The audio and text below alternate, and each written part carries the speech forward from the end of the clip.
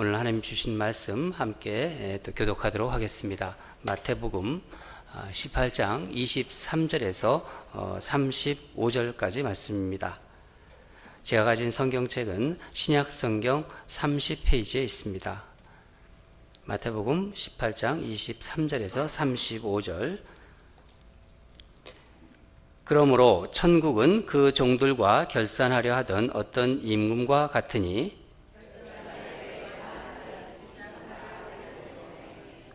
갚을 것이 없는지라 주인이 명하여 그 몸과 아내와 자식들과 모든 소유를 다 팔아 갚게 하라 하니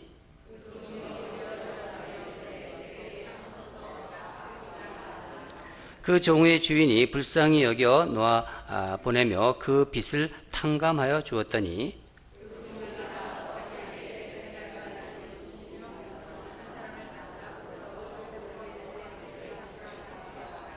그 동료가 엎드려 간구하여 이르되 나에게 참아 주소서 갚으리라 하되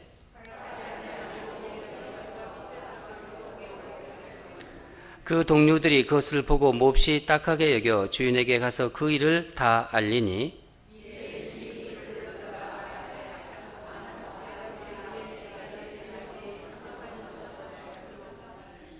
내가 너를 불쌍히 여김과 같이 너도 내 동료를 불쌍히 여김이 마땅하지 아니하냐 하고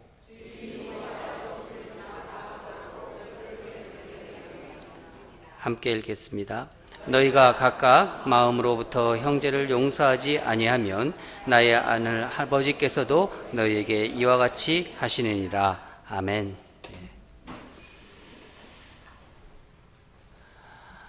오늘도 하나님 나라 시리즈 8번째 종들과 결산하는 어떤 임금의 비유.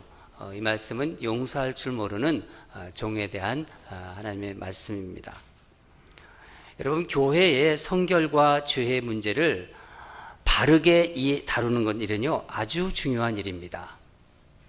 하지만 그런 일을 행할 때 우리는 또 다른 어려움에 직면하게 됩니다.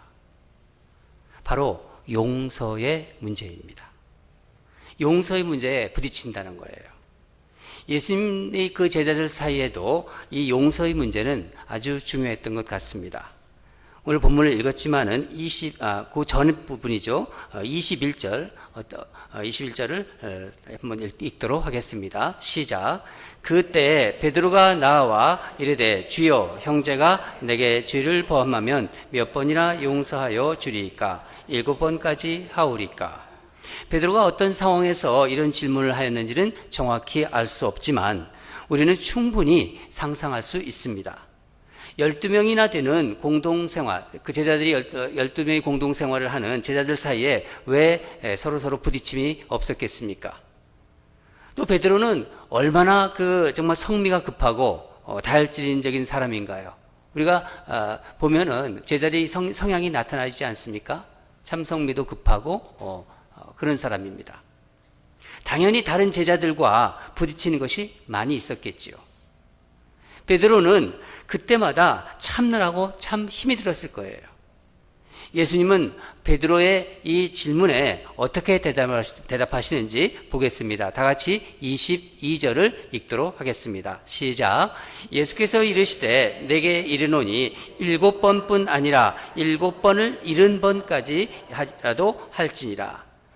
당시 유대 사회에서는 용서하는 횟수가 최대 3번이 맥시멈이었어요. 3번을 용서하면은 아주 잘하는 것이고 또 랍비들은 그렇게 권유를 하였습니다. 베드로는 사실 예수님 앞에서 큰 맘 먹고 한번 7번을 이제 얘기를 했는데 예수님의 대답은 전혀 예상치 못한 대답이었습니다. 예수님께서 이렇게 말씀하셨잖아요. 용서를 7번씩 70번 하라. 그러면 전부 더하면 몇 번이죠? 449번이요? 490번입니다. 그러면은 예수님은 490번 그 용서를 하라는 말씀인가요? 그런 건 아니죠. 용서는 한이 없다는 얘기예요. 용서는 끝이 없다. 그런 의미입니다.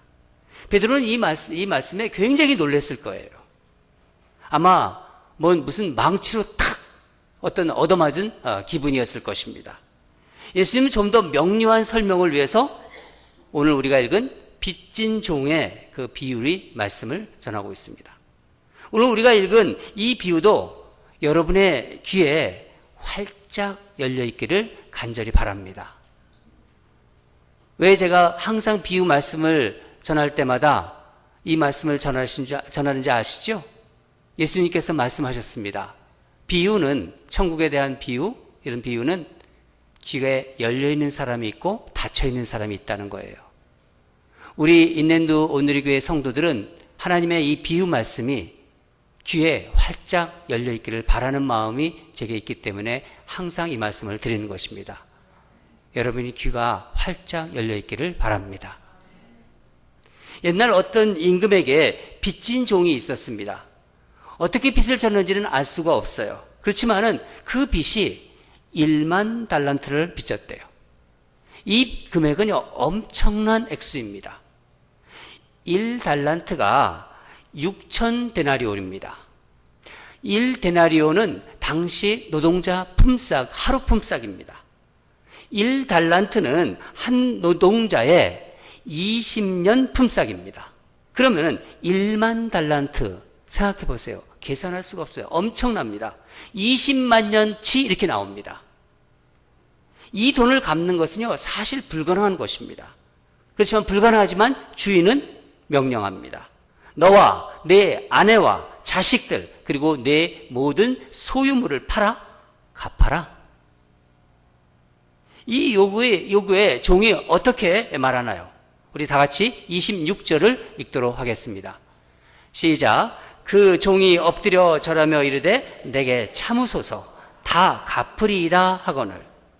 갚은다고 하죠? 이런 태도는 어떻게 보면은요, 당시의 그 바리새인들, 서기관들의 전형적인 태도의 모습을 보여주는 거예요. 자신들의 율법을 지켜가면서 하늘나라에 갈 수 있다고 믿는 사람들입니다. 율법을 지켜서 하늘나라에 갈 수 있다. 그러나 주인은 이들을 불쌍히 여겨서 그 종이 가지고 있는 빚, 이것을 다 탕감해 주기로 했습니다. 이야기를 들고 종이 얼마나 기뻤겠습니까? 정말 엄청난 빚인데, 자신이 갚을 수 없는 빚인데 탕감해 주었다니 마치 정말 하늘을 나르는 기분이었을 거예요. 그 임금에게 얼마나 감사한 마음이 들었겠어요. 그런 이 사람이 이제 옥에서 나가면서 마침 자기에게 100데나리온을 빚진 형제를 만납니다. 100데나리온은 당시 그 기준으로 보면은 당시 노동자가 3개월 정도의 품삯입니다. 노동자 3개월 정도의 품삯. 그러니까 지금으로 환산하면 대충 한 7,000불 정도가 된다고 볼 수 있겠죠.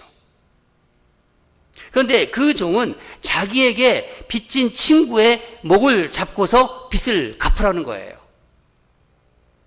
자기는 방금 전에 1만 달란트나 되는 거금이 그 빚을 탕감받았는데 그 금액과는 감히 비교할 수 없는 그런 100데나리온 때문에 형제의 멱살을 잡고 당장 갚으라고 하는 거예요. 참아달라고 애원하는 형제를 어떻게 하나요? 감옥에 넣어버립니다. 결국 이 일이 왕의 귀에 들어갔고 임금은 대노해서 그 종을 감옥에 집어넣으라고 하는 그 비유입니다. 비유를 듣는 사람은요, 모두 다가 이 종에게 분노를 느낄 거예요. 여러분들은 어떠세요? 이 종 이야기를 들었는데 여러분의 마음에 분노가 느껴지세요? 괘씸하다. 예. 그렇습니다. 우리도 그렇습니다. 그런 마음이 느껴지는 게 당연하죠. 다 갚을 때니 조금만 참아달라, 이런 동료의 간청이 임금 앞에서 이 종이 그대로 얘기했던 거잖아요. 똑같이 자기도 그렇게 얘기했지 않습니까? 그렇게 더욱 그런 기분이 듭니다. 여러분, 이 비유의 핵심은 어렵지 않습니다. 용서받은 죄인이 자신의 권리를 주장하며 다른 사람을 용서하지 않는 것이 한마디로 얼마나 배은망덕하냐, 하는 것을 이야기하고 있는 거예요. 예수님은 이 비유의 결론을 이렇게 말씀하십니다. 다 같이 35절을 읽겠습니다. 시작. 너희가 각각 마음으로부터 형제를 용서하지 아니하면 나의 하늘 아버지께서도 너희에게 이와 같이 하시리라. 여러분, 이 말씀을 어떻게 이해하고 계시나요? 여러분, 이 말씀 잘못하면 이렇게 이해할 수 있습니다. 오해할 수 있다는 거예요.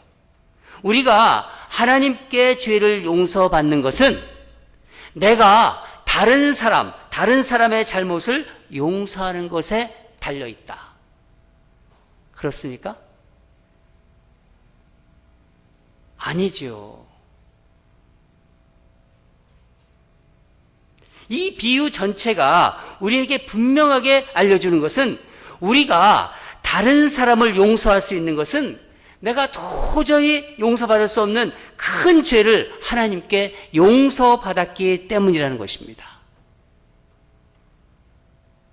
본문 32절과 33절은 이것을 아주 명확하게 말씀해 주시고 있습니다. 다 같이 32절과 33절을 읽도록 하겠습니다. 시작. 이에 주인이 그를 불러다가 말하되 악한 종아, 내가 빌기에 내가 네 빚을 전부 탕감하여 주었거늘 내가 너를 불쌍히 여김과 같이 너도 내 동료를 불쌍히 여김이 마땅하지 아니하냐 하고. 그렇죠, 여러분? 하나님께서는 용서의 순서를 분명하게 말씀해 주신 거예요. 우리가 하나님으로부터 받은 용서의 은혜가 너무나 크기 때문에, 너무나 커서 그 은혜로 다른 사람을 용서할 수 있다는 말씀입니다. 내가 도덕적으로 그 사람보다 좀 우월해서 내가 많은 공부를 했기 때문에 더 고상한 인격을 가지고 있어서 그런 것이 아니라는 것입니다. 이유는 단 하나, 내가 이미 하나님으로부터 큰 용서를 받았기 때문입니다. 사실 이 비유가 시작하게 된 그 말씀을 보면은 그 베드로의 질문 속에서 아주 베드로 은근한 교만이 숨겨져 있는 걸 우리는 알 수 있어요. 베드로 자신이 용서하는 사람이라는 것을 그의 말 속에 숨겨져 있다는 거예요. 용서하는 사람. 하지만 여러분, 사실 사람은요, 용서를 하는 주체라기보다는 용서받아야 할 대상입니다. 여러분, 우리는 용서받은 사람입니다. 그렇죠? 또한 지금도 계속해서 용서받고 있는 사람입니다. 이것을 알았다라면 베드로의 질문은 달라졌을 거예요.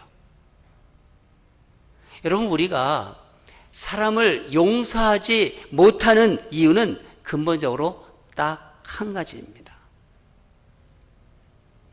예수님의 십자가의 공로로 인해서 내 모든 죄가 사함을 받았고 나를 구원하신 하나님의 그 은혜에 대한 감격이 그 감격에서 자꾸 멀어져 있기 때문입니다.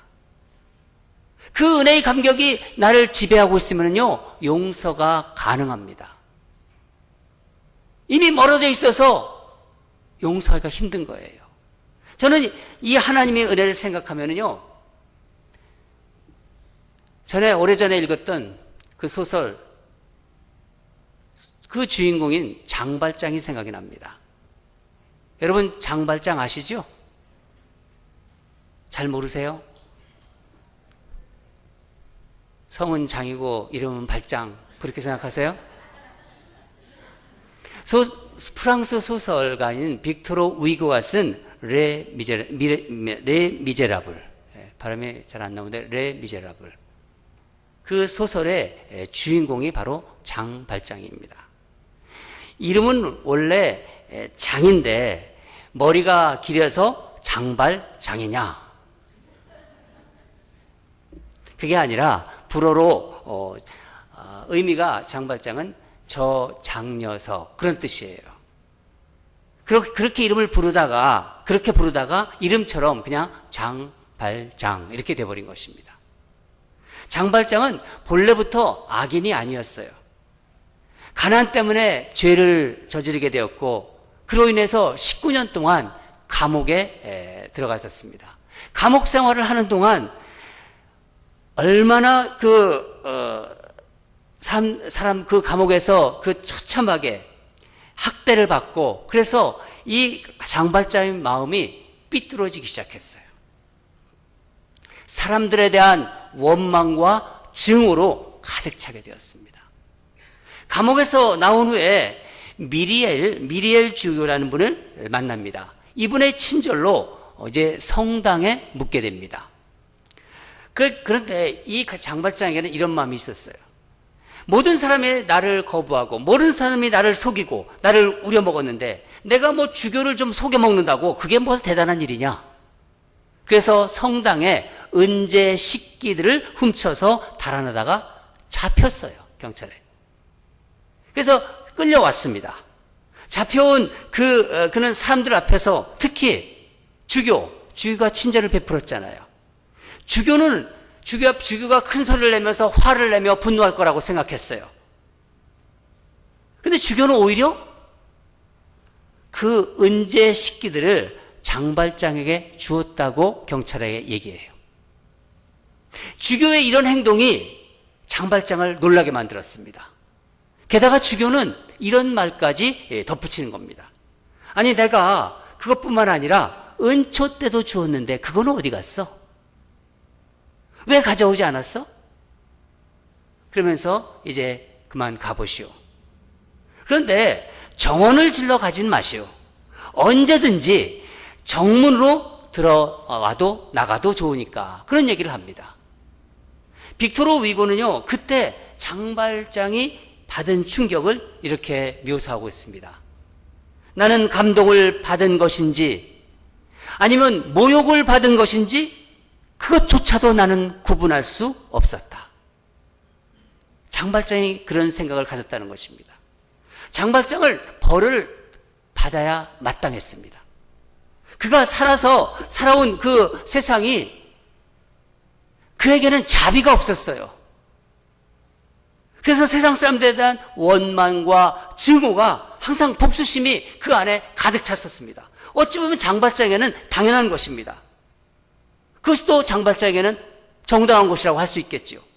만약 장발장이 이 일로 인해서 다시 감옥에 들어갔다면은, 그 그릇을 훔친 값을, 그 죄값을 치렀다면은 그는 당당했을 거예요.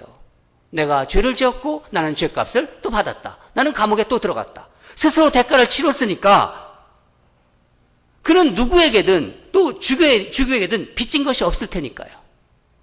그런데 자신에게 이 자비라는 것이 베풀어진 거예요. 한 번도 경험해 보지 못한 이 자비가 자기에게 흘러들어온 거예요. 주교의 용서는요, 장발장이 품고 있는, 주교가 자기를 용서했어요. 그 용서가 장발장이 품고 있는 복수심과 완악함에 대한 가장 강력한 공격이 된 거예요. 이것은 다른 사람들의 그 행동을 보면서 오랫동안 그 안에 그 영혼을 채워왔던 그 어떤 증오심에 대한 공격이고 일종의 선전포고였습니다. 그러면 장발장은 어떻게 해야 되나? 그러면 장발장은 더 강력한 증오심으로 용서해 주는 것을 거부하거나, 아니면 주교의 그 자비를 한번 그 증오로 정복하든지, 아니면 자신에게 베풀어진 이 자비에게 자기가 정복당하든지 선택의 길에 섰던 것입니다. 여러분, 이 자비가 바로 오늘 예수님께서 비유로 말씀하신 임금이 종을 불쌍히 여긴 그 마음입니다. 돌아온 탕자를 품고 그 냄새나는 그 아들을 품고 잔치를 베푸는 아버지의 마음이에요. 무리를 보고 민망히 여기고 무리를 보고 불쌍히 여겨서 이스라엘, 팔레스타인 이곳저곳을 거닐면서 병을 고쳐주시는 예수님의 마음입니다. 이 모두가 불쌍히 여기는 마음이에요. 이걸 원어적으로 보면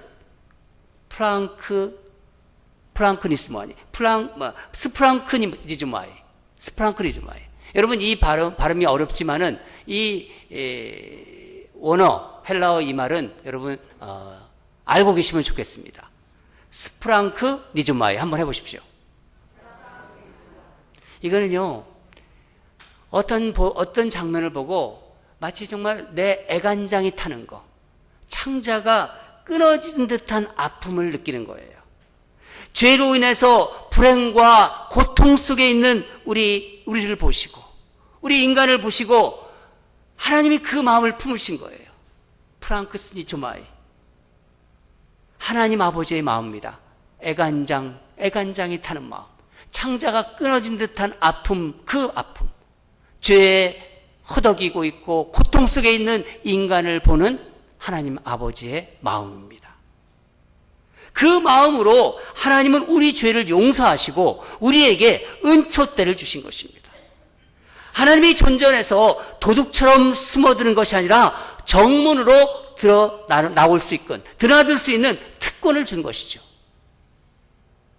여러분, 장발장의 악함이 하나님의 자비하심과는 감히 비교될 수 없듯이 정말 놀라운 것은 인간이 악함이 아니라 하나님의 놀라우신 선하심입니다. 그것이 바로 하나님의 은혜라는 거예요. 그런 의미에서 오늘 본문에도 나오지만은 우리는 마땅하다라는 말을 잘 사용하셔야 합니다. 우리 그런 말 하지 않습니까? 그 사람 벌을 받아 마땅해. 그렇게 살았으니까 고통받는 거 당연하지, 마땅하지. 잘난 채 그렇게 하더니 망하는 거 마땅하다. 여러분, 하나님은 그런 마땅함으로 우리를 대하지 않으셨습니다. 어떻게 대하셨나요? 33절을 보면은 내가 너를 불쌍히 여김과 같이 너도 내 동료를 불쌍히 여김이 마땅하다. 이렇게 말씀하십니다. 우리 함께 말씀을 한번 읽겠습니다. 다 같이 읽겠습니다. 시작. 내가 너를 불쌍히 여김과 같이 너도 내 동료를 불쌍히 여김이 마땅하지 아니하냐? 마땅하노라. 내가 너를 용서한 것처럼 너도 내 동료를 용서하는 것이 마땅하다는 말씀입니다.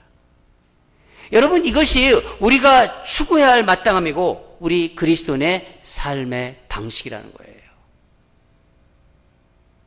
이것은 그 사람이 어떤 사람이냐에 따라 달라지지 않습니다. 우리는 반복해서 잘못을 저지른다든가 사람이 악의적이고 인격적으로 어떤 심한 결함이 있는 사람의 잘못은 용서가 힘듭니다. 어떤 때는 용서해서는 안 된다고 생각하죠. 용서하면 자기 잘못을 우습게 여기고 고쳐지지 않는다고 생각하기 때문입니다. 그래서 그 사람을 위해서라도 나는 용서하지 말아야지. 때로는 이 사회의 정의 구현을 위해서라도 용서하지 말아야 한다고 생각할 때도 있습니다. 그러나 여러분, 오해하지 마세요. 우리가 용서한다고 그 사람의 죄가 사해지는 것이 아닙니다. 죄를 사하는 능력은 내게 있는 게 아니라 누구에게 있나요? 하나님, 오직 예수님에게만 있는 거예요. 죄를 사하는 능력은. 예수 그리스도의 십자가의 보혈만이 죄를 사할 수 있는 것입니다. 우리가 그 사람을 용서한다고 그의 죄가 없어지는 거 아니에요. 하지만 우리의 용서는 모든 하나님의 말씀에 순종이 그렇듯이 우리의 관계 가운데 하나님 나라가 임하게 만드는 그 자리를 내가 만들 수 있다는 거예요. 하나님의 뜻이 이루어지는 자리를 내가 마련할 수 있다는 것입니다. 그 용서가. 저는 이 용서를 생각할 때마다 성경 말씀에 많은 용서의 구절이 나옵니다. 또 그 이야기가 나옵니다. 그러나 이 요셉이 자기 형제들을 용서하는 장면을 저는 잊을 수가 없어요. 우리 그 말씀을 한번 같이 보겠습니다. 창세기 45장 5절을 함께 읽도록 하겠습니다. 시작. 당신들이 나를 이곳에 팔았다고 해서 근심하지 마소서. 한탄하지 마소서. 하나님이 생명을 구원하시려고 나를 당신들보다 먼저 보내셨나이다. 형들에게 팔려서 온갖 고생을 다 했습니다. 애굽의 총리가 되어서 형들은 지금 이제 벌벌 떠는 상태에 있는데 요셉은 형들에게 하나님의 눈으로, 하나님의 마음으로, 하나님의 섭리로 인해서 이렇게 됐다는 것을 이야기하고 있는 것입니다.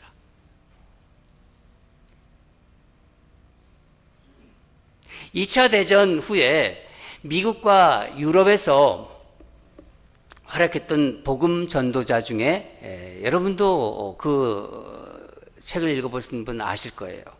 고리텐 붐 여사의 이야기가 있습니다. 고리텐 붐. 바로 저 고리텐 붐 저분인데 네덜란드 사람입니다. 자기 집에 이제 유대인을 숨겨준 것이 이제 발각이 돼가지고 가족 모두가 포로 수용소로 끌려가 거기서 아버지와 언니가 죽임을 당합니다. 용케 그녀만 살아남았는데 그것이 계가 되어서 이제 보리텐 붐은 예수님을 영접하고 복음을 전하는 사람이 됩니다.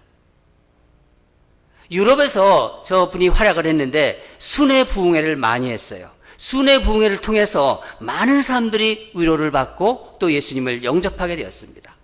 그렇지만은 정작 그녀의 마음을 짓누르는 고통이 있었어요. 바로 독일에 대한 증오감이었습니다. 그녀는 독일 사람들에게 복음을 전한다는 것은 상상조차 할 수 없었습니다. 또 하기도 싫었어요. 그들은 더 고통받아야 되고 독일은 반드시 망해야 된다고 생각하고 있었습니다. 독일을 생각할 때마다 아버지와 언니의 죽음이 떠올라 괴로웠기 때문입니다. 그러나 그러한 그녀의 마음속에 어느 날 성령님께서 강하게 역사하셨어요. 독일에도 가서 복음을 전하라. 독일에 가서 복음을 전하라. 계속 이 음성이 고리텐 붐의 마음을 강타하는 것입니다. 그녀는 어쩔 수 없이 순종하는 마음으로 독일에 가서 복음을 전합니다. 그러던 어느 날 집회가 끝난 뒤 참석한 교인들과 이렇게 일일이 쭉 악수를 하는데 악몽 속에서, 꿈에서 항상 나타났던 악몽 속에서 잊을 수 없었던 한 사람을 만나게 됩니다. 바로 자기가 갇혔던 포로 수용소의 악명 높은 감독을 거기서 본 거예요. 우리가 고리텐 붐을 그냥 콜이라고 합니다. 이 콜이는 그 사람 때문에 말로 어떻게 형용할 수 없는 고통을 당한 사람이었습니다. 언니도 그 사람 때문에 죽임을 당했죠. 그녀는 마음속으로 그 사람을 봤을 때 하나님께 외쳤어요. 하나님, 저 사람만큼은 제가 사랑할 수가 없어요. 어떻게 저 사람을 제가 용서할 수 있겠습니까? 그런데 그런 마음을 가지고 기도하는데 성령께서 강하게 마음을 주시는 거예요. 코리아, 나는 지금 너에게 그 사람을 사랑할 수 있느냐, 용서할 수 있느냐고 너에게 묻는 것이 아니다. 나는 너에게 말한다. 그를 사랑하라. 그를 용서하라. 그 마음속의 음성을 듣고 코리는 다시 하나님께 외쳤어요. 하나님, 제 힘으로는 도저히 할 수가 없어요. 사랑할 수가 없습니다. 하나님도 아시잖아요. 하나님께서 원하신다면 제가 그것을 할 수 있도록 순종할 수 있는 힘을 주세요.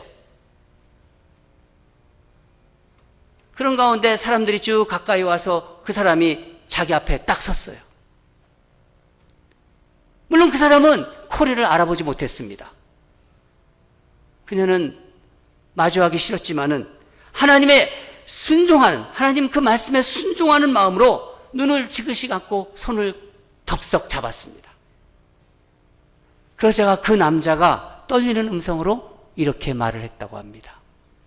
네덜란드 사람인 당신이 이곳에 오셔서 용서의 복음을 전해주셔서 정말 감사합니다. 우리 독일 사람들이 전쟁 중에 저질렀던 모든 잘못을 용서해 주시기 바랍니다. 저도 과거에 제 잘못을 그 잘못의 용서함을 받고 새 사람이 되기 위해서 오늘 이렇게 예수님 앞으로 나왔습니다. 그 말을 들은 콜이 순간적으로 눈물이 왈칵 쏟아졌다는 거예요. 너무나도 기뻐서 기쁨의 눈물을 흘린 거예요. 그녀는 그때의 체험을 이렇게 적고 있습니다. 제가 그대로 읽어드리겠습니다.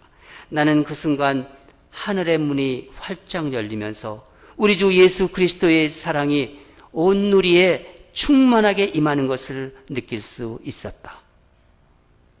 내 마음속에 그토록 짓누르고 있었던 그 고통 속에서 나는 완전히 자유함을 느낄 수 있었다.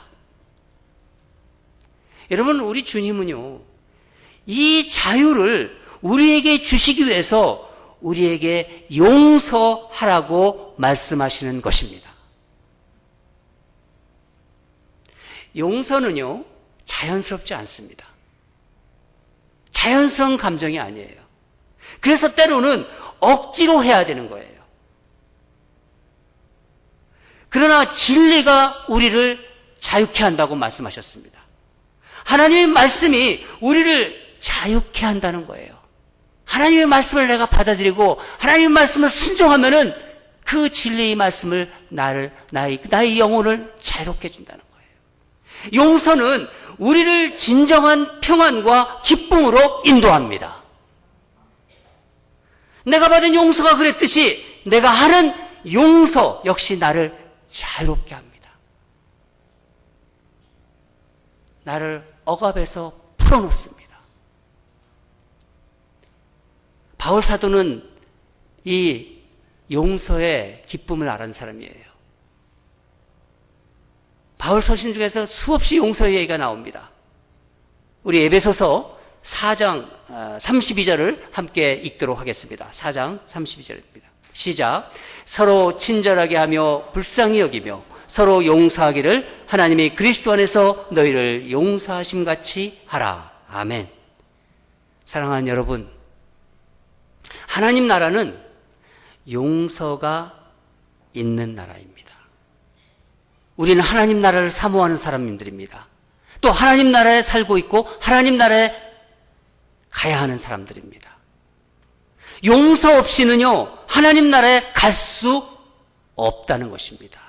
오늘 비유는 하나님께서 그 예수님을 통해서 이 말씀을 해주신 것입니다. 내가 용서하지 않고는 하나님 나라를 갈 수 없다. 예수 그리스도의 십자가의 보혈로 용서받은 그 은혜의 감격으로